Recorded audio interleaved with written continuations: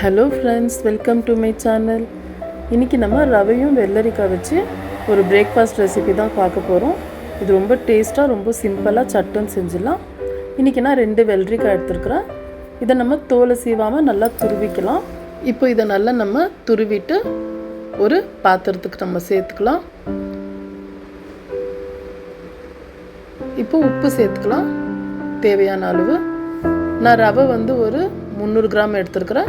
நம்மளுக்கு எவ்வளோ தேவையோ அப்படி எடுத்துக்கலாம். இப்போ அரை மூடி தேங்காய் நல்லா துருவி வச்சுருக்குறேன். அதை பின்பக்கம் எடுத்துட்டு இப்போ கொத்தமல்லியும் 2 பச்சை மிளகா கட் பண்ணியிருக்கிறேன், அதையும் சேர்த்துக்கலாம்.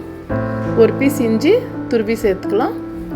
இதில் நம்ம கேரட் கூட ஒன்று வேணும்னா சேர்த்துக்கலாம். ஆனால் நான் இன்னைக்கு கேரட் சேர்க்கல. இப்போ இதை நல்லா கைவிடாமல் பிழிஞ்சுக்கலாம். இதை நல்லா பிழிஞ்சு இது நல்லா ஒரு அரை மணி நேரம் இது ஊற வைக்கலாம். ஒரு மூடி போட்டு பாருங்கள், இப்படி பிழிஞ்சிக்கலாம். நம்ம தண்ணியே சேர்க்க வேண்டியதில்லை, வெள்ளரிக்காயில் வர தண்ணியே போதும் இதுக்கு. இப்போ ஒரு அரை ஹவர் ஊறட்டும். இப்போ நம்ம தவா சூடு பண்ணிவிட்டு நல்லா ஒரு டிஷ்யூ வச்சு ட்ரையாக தொடச்சிக்கலாம்.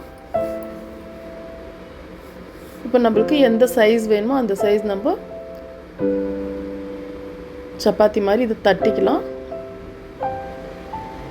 கொஞ்சம் கொஞ்சமாக தண்ணியை தட்டிக்கலாம். இப்போ நம்ம எண்ணெய் கொஞ்சம் விட்டு, நம்மளுக்கு நெய் வேணும்னா கூட இதில் விட்டுக்கலாம். ரொம்ப டேஸ்ட்டாக, ரொம்ப சாஃப்டாக வரும். சாப்பிடவும் ரொம்ப டேஸ்ட்டாக இருக்கும். நம்ம சட்னி கூட இல்லாமல் அப்படியே சாப்பிட்டுடலாம், அவ்வளோ நல்லா சாஃப்டாக இருக்கும். பாருங்கள், நம்ம சப்பாத்தி ரெடி ஆயிடுச்சு. இப்போ இன்னொன்று சுட்டு காமிக்கிறேன் பாருங்கள். நம்மளுக்கு ஊறும்போது இன்னும் கொஞ்சம் சாஃப்டாகிடும்.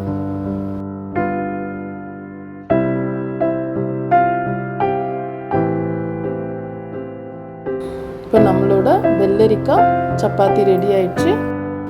இப்போ நம்ம சர்வ் பண்ணிக்கலாம். இன்றைக்கி நான் கலக்காய் சட்னி அரைச்சிருக்கிறேன். அது கூட தான் ரொம்ப டேஸ்ட்டாக இருந்துச்சு சாப்பிட்றதுக்கு. நீங்களும் கண்டிப்பாக ட்ரை பண்ணுங்கள். அவ்வளோதான் ஃப்ரெண்ட்ஸ். என்னோடய வீடியோ உங்களுக்கு பிடிச்சிருந்துச்சுன்னா லைக் பண்ணுங்கள், ஷேர் பண்ணுங்கள், மறக்காமல் சப்ஸ்கிரைப் பண்ணுங்கள். தேங்க்யூ.